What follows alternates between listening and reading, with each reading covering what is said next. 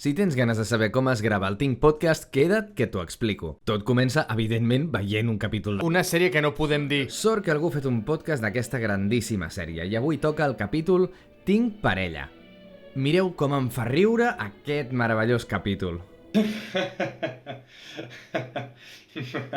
Tenim un sistema de comentaris infal·lible en el que cadascú posa el seu comentari mentre anem veient el capítol. Però totes les coses bones s'acaben, així que faig veure que agafo la motxilla perquè en realitat pel carrer doncs no la porto, però així dono com la sensació de que marxo cap a una altra banda i faig una petita parada per comprar ultraprocessats abans d'arribar a casa la Betty, que és on gravem avui el capítol.